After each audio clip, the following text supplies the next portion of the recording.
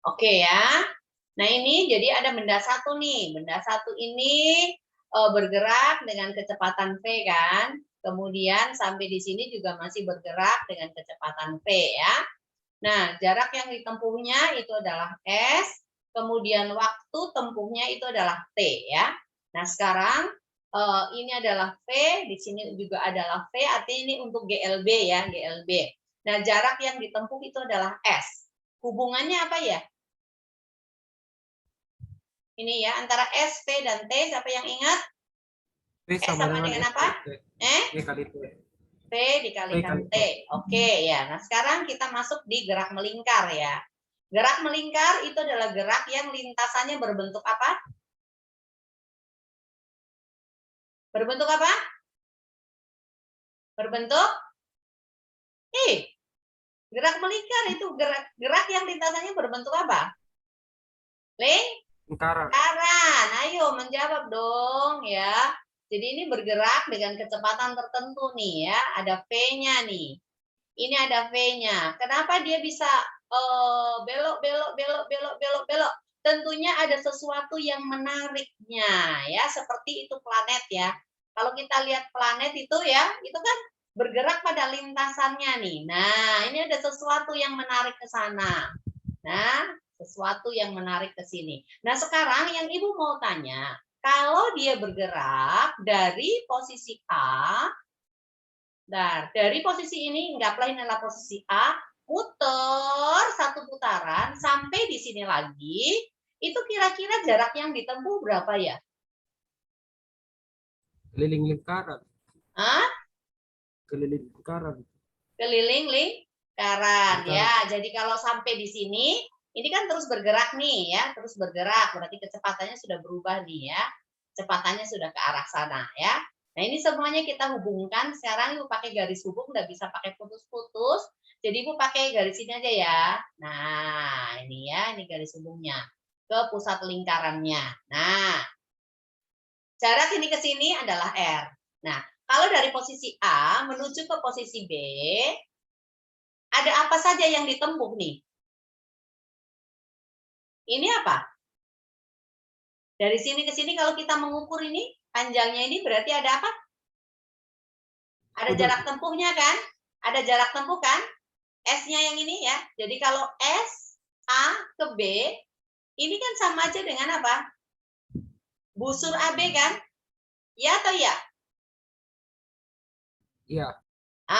Sekarang kalau kita menghubungkan antara A, B, ini titik O pusatnya, A, O, B. Apa yang bisa kita ukur di sini? Sudutnya. Oke, sudutnya kita kasih nama theta ya. Nah, sekarang besarnya theta kira-kira sama dengan berapa tuh? Kalau dibandingkan, kalau satu putaran penuh, dari A sampai di A lagi, ini ya, dari sini sampai ke sini, ini berapa derajat? 360. 360 derajat. Oke ya. Jadi ini bendanya bergerak itu dia menempuh jarak juga di busur lingkarannya, dia juga kan menempuh sudut kan, ya. Nah, untuk jarak lingkarannya, ini jaraknya ya dari A ke B ini sama dengan busur lingkaran. Tetapi sekarang kalau kita mau mencari S dari A sampai di A lagi, ini kan berarti satu putaran penuh tuh toh, iya kan? Satu putaran penuh untuk satu putaran. Nah, S-nya sama dengan berapa? 2 PR. 2 PR. Ya, 2 PR. Nah, sekarang dari yang hadir nih, cuma 11 orang yang hadir. Aduh, kasihan, sedih, Bu. Dari 11 orang yang hadir, kenapa itu ini sama dengan 2 PR coba? Aldi diam-diam. Kenapa? Karena Keliling lingkaran. So, keliling lingkaran kenapa rumusnya 2 PR? Ayo. Ada yang tahu? Kalau nggak tahu, kamu buka YouTube-nya Ibu deh, ya. Oke. Nah, sekarang waktu untuk menempuh dari titik A sampai di titik A lagi, itu dinamakan apa? Waktu yang diperlukan untuk mengitari satu kali putaran, atau waktu yang diperlukan oleh planet Bumi untuk mengitari matahari. Itu namanya apa? Sampai kembali ke titik awalnya. Namanya apa? Bukan rotasi, Bu. Hah? Rotasi. Namanya apa? Nih loh. Apa ini? Oh, periode. Periode. Oke, ya periode. Nah, sekarang waktunya ini adalah T ya. Nah,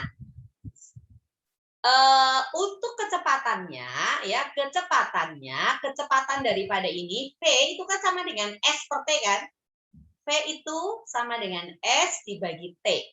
Berarti sama dengan 2πr dibagi dengan periode. Hubungan antara periode dengan frekuensi itu apa? Ada yang ingat? Berbanding terbalik. Berbanding terbalik. Oke, berarti 1 per T ini boleh dituliskan sama dengan apa? Satu frekuensi. 2πr kali F. Ya, 2πr dikalikan F. Oke, ini kan kecepatan. Kecepatannya ini V ini namanya kecepatan linier. Nah, sekarang satu putaran itu kan tadi ada menempuh sudut kan ya? Theta. Theta-nya berapa derajat tuh? Theta berapa derajat? 360 derajat. Nah, 360 derajat ini juga kita sebut dengan 2π. Ya. Nah, sekarang karena ada sudut ini ya, sudut yang ditempuh, itu bisa juga kita mencari yang namanya kecepatan sudut ya. Ada yang namanya kecepatan sudut. Nah, kalau kecepatan linier itu adalah jaraknya ini dibagi dengan waktu tempuhnya, maka untuk kecepatan sudut itu berarti adalah sudut yang ditempuh dibagi dengan waktu. Jadi rumusnya adalah dikasih lambangnya omega, bukan W ya, ini omega ya, dibaca ya. Nah, ini berarti sama dengan theta kita bagi dengan T-nya. Nah, theta-nya ini kan sama dengan 2π nih, 2π ya. Nah, waktunya itu adalah sama dengan periode, berarti sama dengan per T. Atau boleh kita tulis menjadi 2πf, oke? Nah, sekarang omega yang warna lain ya, kasih warna blue deh, oke? Nah, omega tadi sama dengan apa ini omega? Sama dengan 2πf. Kemudian V itu sama dengan 2πfr. Oke? Nah, sekarang yang ini apa? Omega. Omega. Berarti hubungan antara omega dengan kecepatan sudut itu adalah P sama dengan omega dikalikan R atau omega sama dengan V dibagi dengan R ya. Omega sama dengan V dibagi dengan R. Ya. Nah, percepatan sudut itu adalah perubahan kecepatan sudut dibagi dengan perubahan waktu. Sekarang kita lihat untuk yang di GLB dengan GMB. Ini kesetaraannya ya. Kalau di sini adalah V, maka di sini jadi omega. Untuk time di sini sama-sama time. Kemudian habis itu kalau di sini S berarti di sini adalah theta ya. Ini jadi saling berhubungan ya. Saling berhubungan ini setara aja. Jadi kalau untuk di GLB V sama dengan S dibagi dengan T, maka di sini omega itu berarti sama dengan theta dibagi dengan T ya. Kalau di sini adalah S itu sama dengan V dikalikan T, maka di sini theta sama dengan omega dikalikan dengan T. Kalau begitu, kalau V itu sama dengan ds per dt, maka omega ini juga sama dengan d theta per dt. Ya. Nah, sekarang kita lihat untuk hubungan antara GLBB dengan GMBB atau gerak lurus beraturan dengan gerak melingkar berubah beraturan. Ini berubah beraturan ya. Untuk yang gerak lurus berubah beraturan itu kan ada V0 di sini ya, kemudian ada VT. Lalu ada percepatannya lambangnya apa? A ya, lambangnya A ya. Kemudian nanti kita lihat rumus-rumusnya. Jadi di sini kalau ini V0 berarti ini adalah omega 0. Lalu di sini berarti adalah omega T. Lalu di sini adalah alfa ya. Gitu. Nah, sekarang kalau di sini S ya di sini adalah theta ya. Time-nya kan sama aja ya. Sama aja. Rumus yang di GLBB itu adalah VT itu sama dengan apa? Ada yang ingat? Apa rumusnya? Hah? V0 tambah AT. V0 ditambah dengan A kali T. Kalau begitu, di sini omega T berarti sama dengan omega 0 ditambah alfa dikalikan dengan T ya. Kemudian lagi, kalau di sini S itu sama dengan V0 kali T ditambah setengah AT kuadrat, maka di sini theta itu berarti sama dengan apa? Omega 0 dikalikan T ditambah 1/2 alfa T pangkat 2 ya. Kalau di sini 2 dikalikan A dikalikan S sama dengan V T pangkat 2 dikurangi dengan V0 pangkat 2, maka di sini 2 dikalikan alfa dikalikan dengan theta berarti sama dengan omega T kuadrat dikurangi dengan omega 0 kuadrat. Lalu di sini adalah 2S dibagi T itu akan sama dengan V0 ditambah dengan VT, maka di sini 2 theta per T ini akan sama dengan omega 0 ditambah dengan omega T ya. Nah, sekarang kalau misalnya kita mencari kecepatan rata-rata, jadi untuk yang ini ya, kecepatan rata-rata itu biasanya ditulis begini ya. Nah, ini itu sama saja dengan delta S dibagi dengan delta T. Sama aja, jadi kalau kecepatan sudut rata-rata berarti adalah delta theta, ya, delta theta dibagi dengan delta T, ya. Nah, kalau misalnya untuk mencari di sini kecepatan dari percepatan, ya, V itu kan sama dengan V0 ditambah dengan integral dari apa? A dt ya. Maka di sini omega T itu akan sama dengan omega 0 ditambah dengan integral alfa dt. Lalu kalau cari S ya, ini VT ya. Nah, kalau cari S itu berarti sini sama dengan S0 ditambah dengan integral V dt. Jadi kalau di sini theta itu berarti sama dengan theta 0 ditambah integral dari apa? Omega dt. Seperti itu ya. Ya, ini rumus basicnya hubungannya antara gerak melingkar dengan gerak lurus ya, dengan gerak linearnya ya. Jadi tadi untuk V sama dengan omega dikalikan dengan R ya. Kalau A itu kan sama dengan apa? A itu kan sama dengan delta V per delta T kan? Ya, itu A kan? Jadi alfa itu berarti sama dengan apa?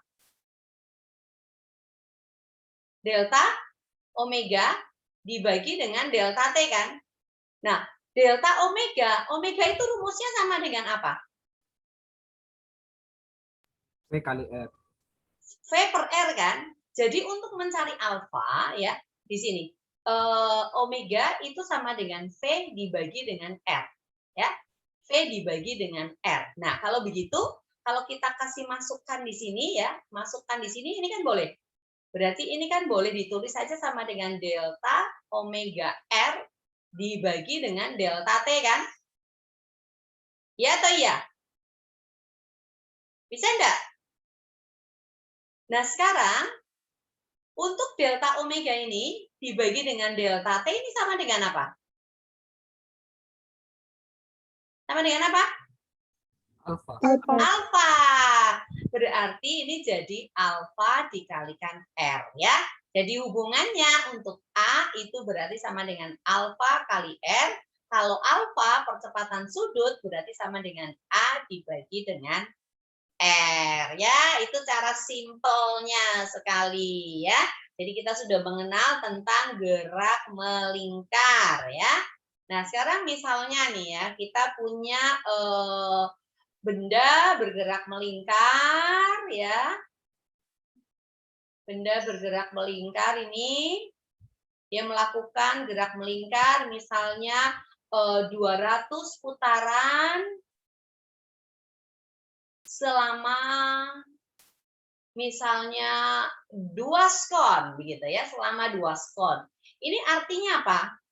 Di mana jari-jarinya atau lintasan yang berbentuk lingkaran ini jaraknya di sini adalah misalnya 5 meter. Lalu kita ditanya berapakah kecepatan linearnya dan berapakah kecepatan sudutnya. Ya. Nah, sekarang dia menempuh 200 putaran. Satu putaran ini sama dengan berapa? Ini kita bisa langsung dalam getaran ya. Kalau 200 getaran itu banyaknya getaran atau banyaknya putaran itu kita sebut N ya. Maka N ini sama dengan 200. Waktunya itu sama dengan berapa? 2 skon. Nah, kita bisa cari periode, bisa juga cari frekuensinya. Kalau frekuensi itu berarti apa? Frekuensi sama dengan apa? N per T. N per T.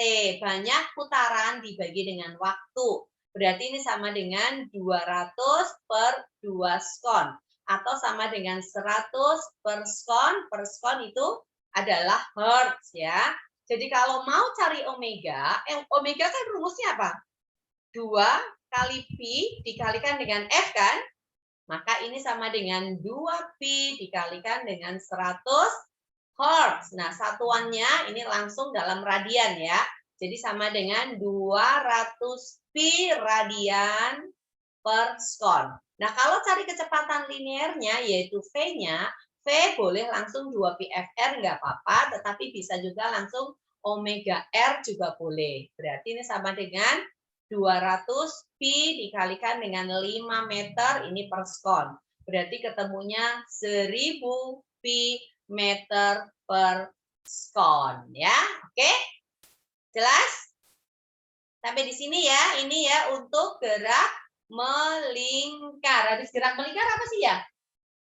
Atau mungkin masuk dulu di sini. Misalnya ada persamaan theta itu sama dengan hubungannya dengan waktu ya. Ini 5t kuadrat dikurangi dengan 4t ditambah dengan 8. Ya. Ah, tentunya ini dalam derajat ya. Lalu ditanyakan berapakah omeganya? Sama dengan berapa? Kemudian berapakah alfanya? Nah, kalau terjadi seperti ini, maka untuk mencari omega tadi sama dengan apa? D theta per dt kan, berarti diferensialnya ya. Berarti D per dt dari 5t kuadrat dikurangi dengan 4t ditambah dengan 8. Hasilnya berapa? Ayo, diferensial minggu lalu kan udah toh? X dengan T sama aja ya. Kalau ini D per dx, ini berarti jadi X. Tetapi ini kan T ya, D per dt, berarti ini T. Ini bagaimana hasilnya? Ayo. Jadi D per dt dari A T pangkat N itu sama dengan N dikalikan A T pangkat N dikurang 1. Ini rumusnya. Ya. Ini rumusnya. Nah, kalau gitu di sini jadi apa? N-nya berapa? Halo, Aldi jawab deh. Yang lain nggak jawab, kamu yang jawab deh. Itu tadi ada open mic. Ya? Tadi ada open mic, Bu. 2, Bu. 2 dikalikan 5 kali T pangkat 2 dikurang 1 dikurangi. Ini berarti pangkat 1 ya. Kalau ini nggak ada berarti pangkat 0, nggak apa-apa. 1 kali 4 T pangkat 1 dikurang 1 ya. Yang 8 karena nggak ada T-nya langsung aja 0 gitu ya. Maka di sini berarti sama dengan 10T dikurangi dengan 4. T pangkat 0 itu sama dengan 1. Jadi kalau kita mau cari alfa itu berarti sama dengan D omega per dt ya. Berarti sama dengan D per dt dari 10T dikurangi dengan 4. Maka ini akan sama dengan 10 saja ya. satuannya radian per sekon pangkat 2 ya. Ini ya, radian per sekon pangkat 2. Lalu misalnya kalau dikatakan lagi pada saat T sama dengan 2 sekon, ini ditanyakan berapakah kecepatannya ya, omega berapa kecepatan sudutnya, atau nanti ditanyakan juga berapakah V-nya. Boleh, nggak apa-apa ya. Berarti kita cari dulu untuk T 2 sekon, omega tadi sama dengan 10T dikurangi dengan 4. Maka sama dengan 10 kali 2 dikurang 4, berarti ketemu 16. Di sini radian per sekon ya. Untuk cari V kan sama dengan omega dikalikan R. Berarti sama dengan 16 radian per sekon. Ini kita kalikan R-nya tadi berapa ya? R-nya ya 5 meter ya. Oke, ini kali 5 meter. Berarti kecepatannya sama dengan 80 meter per sekon. Ya. Oke, itu seperti itu tentang gerak melingkar. Tunggu dulu, habis gerak melingkar apa ya? Parabol udah. Nah, kita masuk di kinematika ya, kinematika Newton supaya langsung gabung dengan dinamika Newton. Hukum Newton dulu. Ya, itulah karena itu berhubungan dengan gerak ya, berhubungan dengan gerak. Oke, sekarang kita ke hukum Newton dulu. Supaya langsung berhubungan ya. Hukum Newton. Sekarang, benda ini dalam keadaan diam. Bisa enggak dia bergerak? Bisa enggak? Atau kapan dia bisa bergerak? Kalau tidak ada sesuatu atau tidak ada gaya-gaya yang mengenai benda ini, maka bagaimana? Benda yang diam ini bisa bergerak atau akan tetap diam? Diam. Akan tetap diam ya jika sigma F-nya itu sama dengan 0 ya, maka tetap diam. Kemudian ada satu benda, ini dia sedang bergerak nih pada lintasan yang licin. Ini lintasannya licin dan tidak ada ujungnya. Lalu benda ini sedang bergerak dengan kecepatan V. Sekarang, kalau tidak ada yang menghalangi benda ini, maka benda yang sedang bergerak ini bagaimana? Dia terus bergerak ataukah dia akan berhenti sendiri?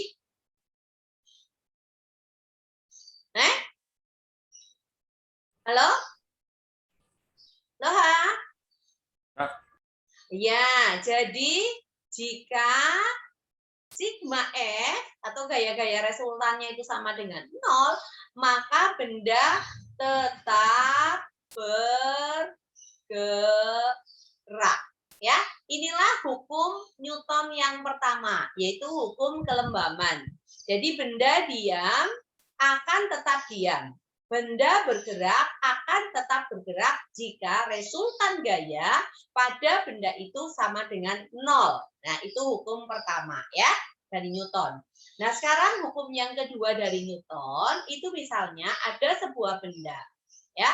Benda ini ditarik dengan gaya tertentu, yaitu dengan gaya F gitu ya. Mungkin enggak benda ini bergerak? Mungkin enggak bergerak? Mungkin saja. Anggaplah ini lintasannya adalah lintasan yang licin ya, licin ya, berarti dia akan bergerak. Nah, kalau terus ini gaya ini bekerja, terus bergerak ya, maka yang tadinya di sini V0-nya sama dengan 0, nanti kalau suatu saat dia sudah sampai di sini ya, udah sampai di sini, maka kecepatannya itu akan berubah. Kecepatannya bukan lagi V0. Kenapa? Karena gayanya masih bekerja nih. Gaya masih bekerja, berarti sekarang V-nya ya bukan V0. Melainkan dia bergerak dengan kecepatan Vt. Kenapa? Karena gaya ini itu akan memberikan percepatan. Ada A. Nah, yang menghubungkan antara percepatan tentunya ini memiliki massa ya, massa bendanya adalah M, itu adalah hukum Newton 2. Newton merumuskan bahwa sigma F itu sama dengan M dikalikan dengan A. Maka A-nya adalah percepatannya. Jadi A-nya di sini itu berarti sama dengan sigma F dibagi dengan M. Nah, ini kan ada V0 nih, ada VT kan, berarti ada juga apa? Ada time, kemudian ada jarak yang ditempuh. Jarak ditempuhnya kalau kamu ngukurnya dari bagian depan, berarti sampai bagian depan. Bisa juga kalau ngukurnya dari bagian belakang, berarti sampai di belakang. Kalau ngukurnya dari bagian tengah, ya akhirnya akan di tengah. Ya, sama aja, nggak apa-apa. Ya, ini adalah S-nya nih. Ya, ini adalah S. Karena ada V0, ada VT, ada A, berarti bisa ini masuk langsung tergabung dengan GLBB ya. Jadi S akan sama dengan V0 dikalikan T ditambah setengah AT kuadrat. Ribet, kita kan nggak tahu T-nya berapa gitu ya. Ya nggak apa-apa gitu ya, berarti kita menggunakan rumus apa? 2 kali A kali S sama dengan apa? VT kuadrat dikurangi dengan V0 kuadrat. Maka VT kuadrat itu akan sama dengan 2AS ditambah dengan V0 kuadrat ya. Jadi VT-nya maka kita menggunakan akar dari 2AS ditambah V0 kuadrat. Seperti itu ya. Ya.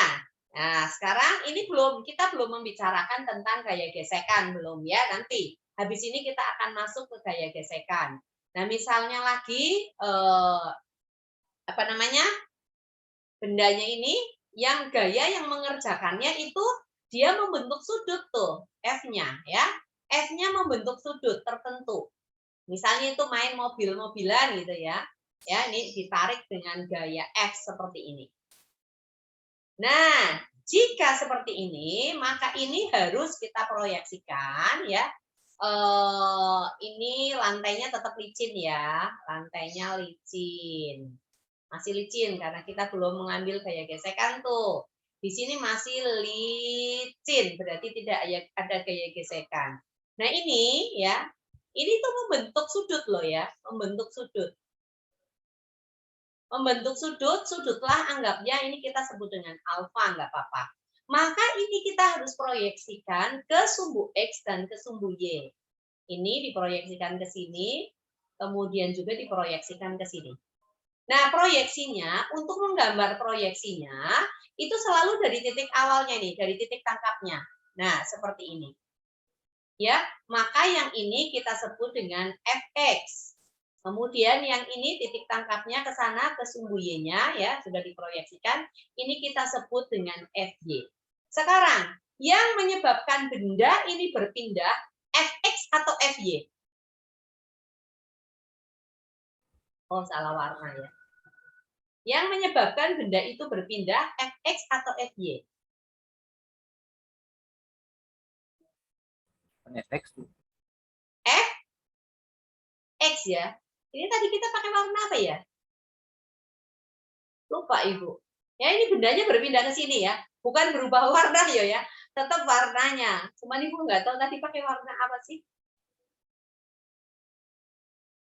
Enggak loh. Apa yuk? Kayaknya pink deh. Tapi enggak. Enggak juga gitu. Pakai apa ya? Oke ya. Ya, jadi yang menyebabkan benda berpindah itu adalah fx. Jadi S-nya ini ya, itu terhadap fx atau percepatannya itu bukan f per m, bukan. Tetapi kita menggunakan fx. Jadi di sini adalah sigma f tetap sama dengan m dikalikan a. Ini berarti adalah fx sama dengan m dikalikan a, maka a-nya ini sama dengan fx dibagi dengan m. Nah, kalau percepatannya udah ketemu, yang lainnya kan gampang gitu ya. Yang penting cara cari percepatannya seperti itu. Jadi, antara S dengan F ini harus sejajar ya. F-nya yang menyebabkan benda berpindah itu sejajar dengan perpindahannya ya, sejajar dengan perpindahannya. Makanya kalau misalnya nanti bendanya itu bergerak pada bidang miring seperti ini bidangnya miring ya, lintasannya itu miring, Nah, seperti ini. Ya. Nah, ini susah nih, karena nggak bisa miring nih. Tuh, nggak bisa nih. Oh, bisa. Tapi ini nggak bisa tegak. Ibu mau tegak. Nggak bisa. Oke. Jadi, bendanya Ibu pakai garis aja. Ya. Nah, bendanya ini.